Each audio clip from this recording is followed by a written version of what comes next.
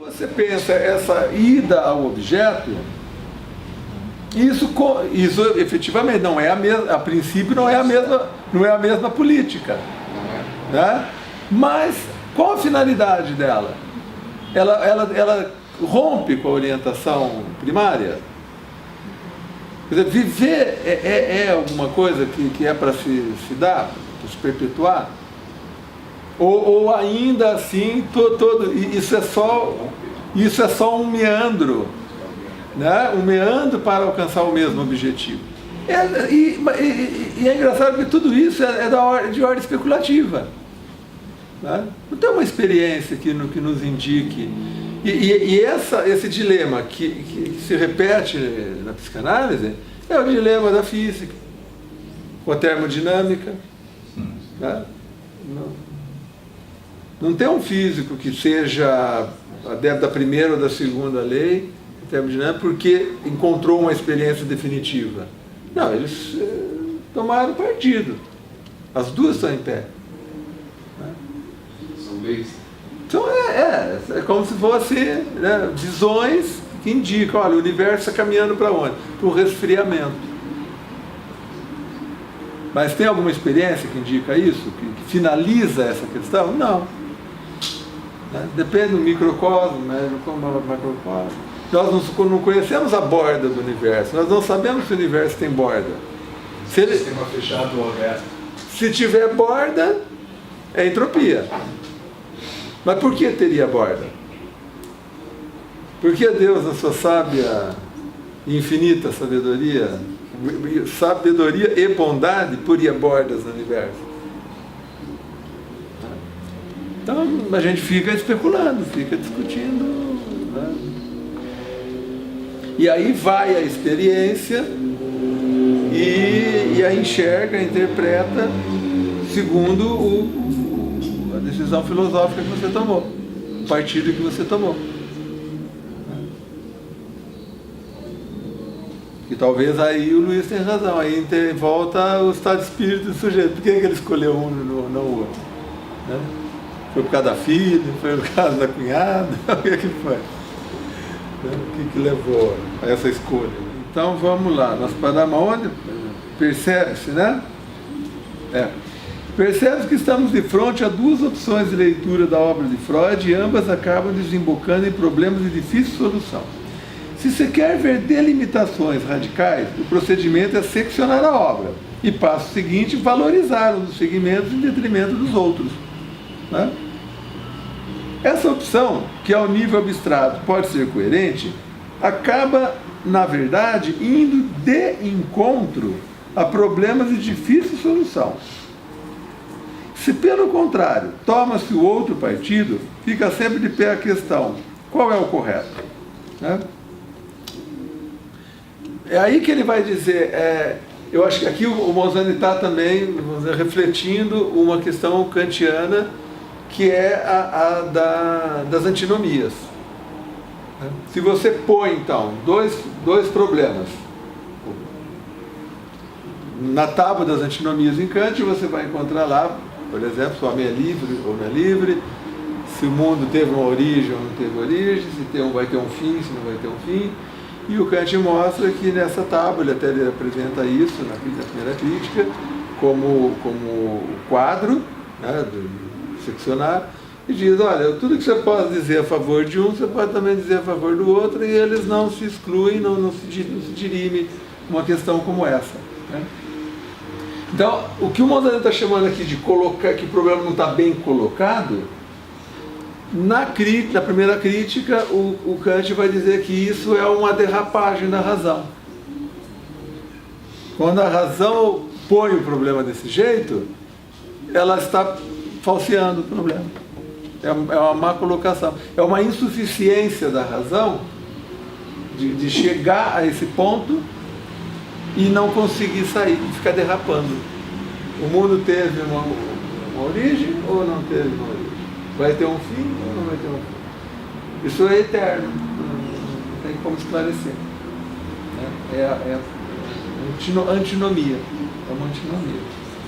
E mais ou menos o que o Mozani está querendo mostrar é que você fica numa situação sem Você saber organizar. Se você secciona a obra, é um tipo de problema. Se você fala que ela é uma só, é outro tipo de problema. Eu digo, talvez, como Kant diria, talvez a razão não se posicionou bem ali. O problema está na pergunta que você fez. Você perguntou mal. Né? Nesse artigo que eu escrevi sobre Sádio, eu tomei emprestado, vamos dizer, nesse tipo de coisa, né, de reflexão, essa reflexão de cunho kantiana, para mostrar como que os comentadores, quando se referem ao Marquês de Sade, o pensam como monarquista ou republicano. Né? E vão buscar elementos para dizer que ele é republicano, outros elementos para dizer que ele é monarquista.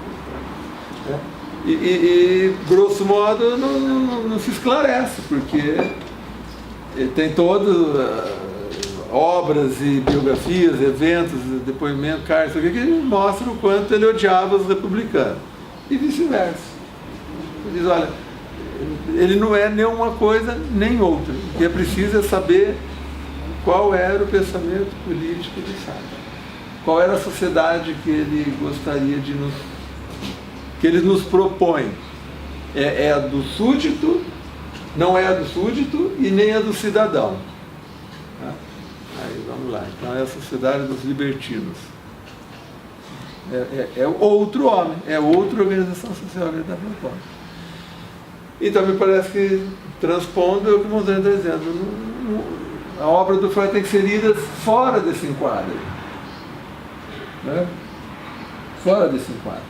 Se você disser que em 1920 teve uma virada, você perde a conexão com o princípio de inércia. Né? Se você falar que tudo já estava ali, que a pulsão de morte sempre existiu, você perde a riqueza dela também. Você perde a riqueza. Então ele diz, não vamos ler o Freud com perguntas mal feitas. Vamos ler direitinho, deixar a obra falar, ela se mostrar o seu movimento, como é que é. Por isso é muito engraçado, depois, essa ideia de corpos, né? A gente vê o oposto, você vai frequentar aí uma escola de formação. Eu passei pelo menos uns meses numa escola de formação, isso lá nos idos começo dos anos 90, era muito engraçado, a psicóloga escolhia as obras que a gente ia ler. Lia junto, ela explicava direitinho e tal, como é que funcionava, esse é o Freud e tal. É uma escola. Né? Isso é impensável do ponto de vista do corpus. Ela não tratava o Freud como um corpus, ela tratava como um conjunto de obras que interessava e aquela escola endossava aquilo, fazia um pacote, um pequeno pacote de Freud para quem quisesse, virava um produto. Né? Então me parece que o mérito dessa tradição estrutural é tentar, pelo menos, deixar que a obra se apresente. Que ela, uma vez ali, definida, que ela vai se mostrando, vai revelando, né, na medida que você a lê cronologicamente, ela vai revelando todos os movimentos, às vezes os descaminhos, as hesitações, os vai-vens, tudo que ensejou a Constituição, porque aquela obra se constituiu. É por causa disso que muitas vezes, quando operadas certas passagens no interior da obra, do projeto da metapsicologia, para continuar na mesma linha de exemplo, o leitor pode ficar tomado por dúvidas sobre a legitimidade de tal operação. Em suma, salvo raras exceções, até hoje, nenhuma nem outra posição parece ter justificado claramente a sua legitimidade. E isso talvez seja um indício de que o problema não está bem colocado. É muito interessante, porque isso aqui é um tipo de trabalho da época em que as pessoas tinham uma coisa dessa como um projeto de vida. Que quando você falou da dissertação de mestrado, você está falando em 2 anos. Né? Hoje vocês são obrigados a ter um produto num período onde não tem maturação. 2 anos você não está nem familiarizado com o assunto. Você já tem que chegar a um produto. Né? Essa geração aqui, não, isso aqui é produto de uma vida. O cara passa uma vida e escreve uma conclusão, né? Um negócio maturado e publica, e edita. Não é toda hora escrevendo, está fazendo produção, né? Linha de produção. Né? Então, veja, isso é resultado de uma maturação, quer dizer, o cara já leu todo mundo que era a favor da ruptura, leu todo mundo que era a favor da continuidade, aí ele diz, olha, aqui o problema não se chegou a um bom termo, li os outros também, não se chegou, então eu suspeito que tem um problema na maneira de colocar o problema. Não foi bem, não se perguntou direito como é que o Freud funcionou. Então vamos agora, com calma, tentar fazer sanar esse problema, fazer a pergunta correta. Né? O que acontece de fato há tempos é que nos enclausuramos num impasse, veja, impasse, né? Você não vai para um lado nem para o outro, em forma de dilema, dois lemas, de dilema, né? De duas opções. Ou o pensamento de Freud forma um bloco monolítico, ou há em algum lugar uma descontinuidade equivalente a uma ruptura. Ambas as posições, como já indicamos e como veremos no decorrer desse trabalho, são muito difíceis de serem sustentadas. Tá?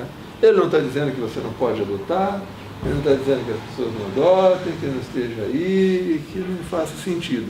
Ele está dizendo que tem riscos, tem preços a pagar. Né? São difíceis de ser sustentados. Um impasse, como acabamos de dizer, é que se observa mais atentamente o conjunto da obra de Freud, assistimos a um desenvolvimento até um estágio final em que, agora ele já começa a dar dicas de como que ele enxerga a leitura, em que nem tudo é mantido, mas também nem tudo é negado. Né? Essa coisa, inércia, ele manteve? Não, trabalhou, mas negou? Não, né? Quer dizer, tem todo um trabalho, eu acho que esse é o sedutor da obra do Freud, né? Não é um autor que trabalhou para te dar grandes chaves, não é um Piaget, alguma coisa assim, que aí sim você pode chegar no resultado final e falar, isso é o que interessa, essa é a grande contribuição dele. Eu acho que o Freud não, o Freud tem um movimento de produzir uma metodologia, uma construção que é riquíssima nesse sentido. Né? Que tem um diferencial ali que faz com que ele mereça ser lido. Não digo respeito no sentido de ser acolhido, acatado, isso é outra coisa, mas o respeito de ser lido, né? de reconhecer que o trabalho, que não é isso que essa gente moderninha que quer vender livro, fica escrevendo livro negro da psicanálise, como se fosse um forjador, um falseador de resultados. Eu acho que o Freud tem muito mais do que isso. Os livros negros. Os livros negros que hoje publicam assim, um atrás do outro, esse Zonfré, assim, que descobre más intenções da psicanálise. Se tem, isso tem em todo lugar. Acho que o mérito é a riqueza da construção da teoria. Essa hipótese é interessante porque, de um lado, parece dar conta das várias mudanças ocorridas ao longo da obra, e, de outro lado, mantém um princípio de continuidade que unificaria essa mesma obra. Né? Você vê que já é uma maneira de pegar aquele dilema, parece que o que o Mozart está querendo aqui é sair do dilema. Colocar o problema de uma maneira que não seja dilema, né? Que não fica escorregando. né? Que não seja um impasse, né? Final feliz. É um final que finalmente te reconcilie com a obra. Que você possa finalmente reconhecer como ela funciona, como é que ela opera, né? Mas sabe a sensação que eu tenho? É que Freud fala isso o tempo todo. Ele falou, eu estava indo nesse caminho e tinha O motivos pior para é isso, Mas, viu? Vou fazer essa afirmação para ver no que ela dá. Ele tem isso bem lembrado. Ele já indica que é assim que ele está produzindo. E agora o problema é que quando expressões como essa, abandonei, não quero mais saber disso, essas expressões também geram outras interpretações. Ele diz desse movimento que ele relaciona com Kant, de admitir um inconsciente, mas não ter acesso a ele, se é inconsciente, mas construir a teoria visando estabelecer pontes com ele, né? E não são pontes, quer dizer, se você pensar a primeira ponte que o Freud experimentou, ela era muito sedutora, mas pouco produtiva, que era a hipnose, né? Vou lá, caio lá dentro do inconsciente, mas quando eu saio, não operou mudança nenhuma ali. Então, é sedutora, mas pouca valia. Então vão criar outras pontes de como é que eu então vou penetrar, me permitir conhecer essa coisa em si, que até então é incognoscível. Aí, como ele bem coloca, transferência, né, a reapresentação, né, a revivência, repetição do fenômeno, do paciente em relação. Então ele vai estabelecendo pontes que vão dando acesso, mas porque a natureza do investimento é essa. Não é fácil, não é um problema tecnológico. Não é como furar uma pedra para salvar alguém que ficou, um mineiro que caiu no soterramento. Tá? Não é assim, quer dizer, então o tateio é isso, eu vou experimentar, eu vou ver como é que... Quer dizer, relação com o paciente, isso já existia. O poder, desde o começo, logo depois da hipnose, Freud sabia já da importância da influência do médico. Mas para isso virar transferência e da forma como ele sistematizou, tem um longo caminho. Né? Então não é só chegar e dizer, não, você é médico, você tem acesso à intimidade do paciente, vai lá e faz sugestão, como se trabalhava na hipnose. Não basta sugerir, é preciso entender o processo, entendendo como, funcionando como um sparring, né? Ele transfere. É um processo de elaboração lento e, como você falou, vou tentar pôr isso para ver se dá certo, vou especular aqui, ali, é um tateio, né? Porque como se a sugestão fosse essa ponte e rápida, né, de acesso. Eu abaixo a ponte e chego lá. Né? Isso tinha lá, para alguns casos, para algumas coisas, tinha sua finalidade, né? Mas não foi longe. Né? Mas o Renato Mezan disse que ele era péssimo hipnotizador. Então tem esses dois argumentos. Um que ele era fraco como hipnotizador, mas depois ele descobre. E aí estaria justificada a descoberta dele de que a hipnose é estar amando. Né? Quer dizer, não sou eu que não sei hipnotizar, é você que não me ama. Você que não se entrega.